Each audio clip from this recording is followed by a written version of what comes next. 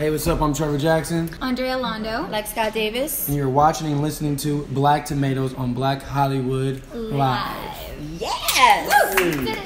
Instead of black exploitation, we're having a black exploitation right now with I'm Sorry to Bother You, Black Klansman. Hate You Give? The Hate You Give is coming out. Blind Spotting, all these films are coming out. Crazy Rich Asians, and they're really turning. I gotta see that. I can't wait to see I that gotta see movie. that. I gotta see It's that. really good, y'all. But it's really turning the movie industry on its head because instead of our stories being told by other people, they're being told by us. Yeah. So I wanted to know how you guys feel about that and what you'd like to see, what kind of stories you'd like to see about us in the future. I love how like a lot of movies are showing like what's wrong with this culture when it comes to being like a black person, but I would love to see a movie that's just like a story about a normal guy who just goes through normal things. You know, I feel like it always has to be like whether it be a slave movie or like a struggle or something like that. I would love to see a guy who's just like a lawyer and maybe he's just like, you know, has some wife issues or, you know, just I feel like human struggles, and I think that's kind of what would bridge the gap. I feel like sometimes We had that with Roman Esquire with Denzel. Remember that? yeah, film? Philadelphia. No, Roman Esquire. Roman He Esquire. played, Oh, he played yeah, a yeah. lawyer. He Yeah. played a lawyer that was, he was like a savant, so to speak. Yeah, so yeah.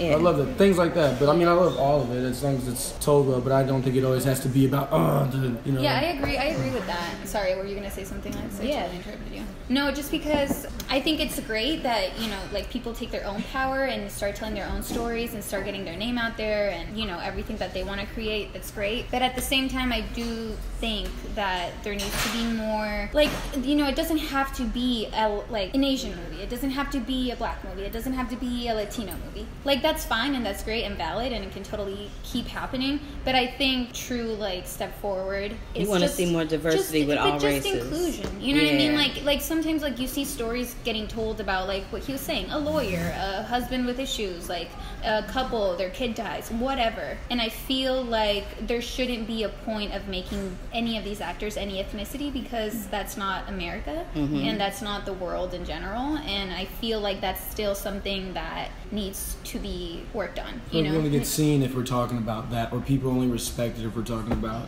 that. You know what I'm saying? Most definitely, I do. It's like, you know, I hate to go back because this is a while ago, but like even like The Help and like all these things, those are the only time you get an Oscar look is when it's about, oh, what thing did you have to go through? And it's like, yeah, people should know that story, but it's like that's the only time it recognizes when we feel like we're like the lesser of the two. Well, you feel me? to your point, Octavia Spencer, who was also in The Help, she did get nominated for Hidden Figures, and Yeah. that was a story about female That was a- actors. As female, great but movie. still, it was the struggle of them being black, and the Yes. way they could do it was because. You know I what I'm see. saying? So you're It's like saying, that. can we see something without the struggle happening? Yeah, but I mean the struggle's real, but okay. that's not who we are. Even though we had the struggle, we overcame the struggle. You know what I'm saying? But there's people- other stories that can be told. Yeah. I But this- agree yeah, with that's both of you were saying for sure, wholeheartedly. Mm-hmm. And when you brought up Sorry to Bother You, it jumped out because it actually does and supports everything that we're actually saying. Because unlike those other films, Boots Riley really took a moment to just tell a cool story that was relatable on so many levels, not just because the main character was black. Like you said, it wasn't a color-based movie. It was an inclusive movie about this telemarketing world. It was really weird and wacky and cool, but also had a lot of subliminal meaning behind it. So that was one that actually excited me about where the film industry is going, because I think a lot of people recognize exactly what they're saying, and they're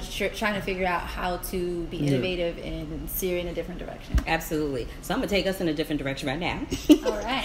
And let's swing back around and end with something about the film. So it's coming out on DVD. What is the one thing you want people to take away from Superfly after they see it? If they didn't have a chance to see it in the theaters, they're not going to, have the DVD, or they're going to stream it via a streaming service. What is the one thing you want people to really pay attention to when they see this film?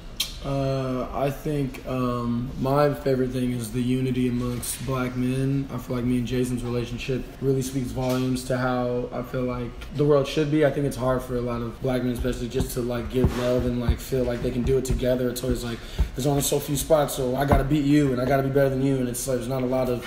But I feel like this film, Priest couldn't do anything without him, and it actually without the women too. I think the women were represented very well in the film too, and just a more leadership light instead of following the man. They're kind of giving the man instruction and kind of showing that support system. But yeah, I definitely think the unity amongst men is hard.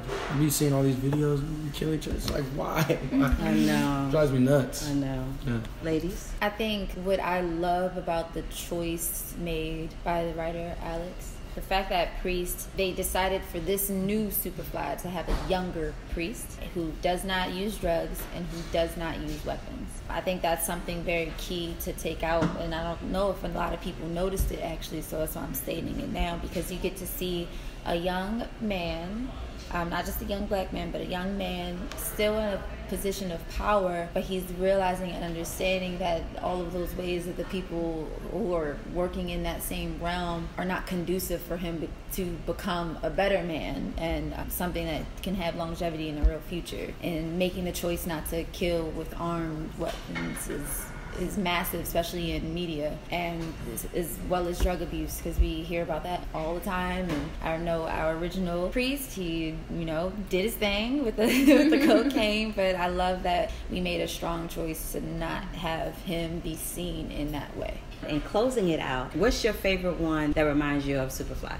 I think Pusha Pusha Man. Man for sure. When I got the role, a friend of mine was like, "Listen to Pusha Man, listen to it now." I was like, "Okay." Little Curtis Mayfield never hurt nobody. Yeah. Thank you, ladies and gents.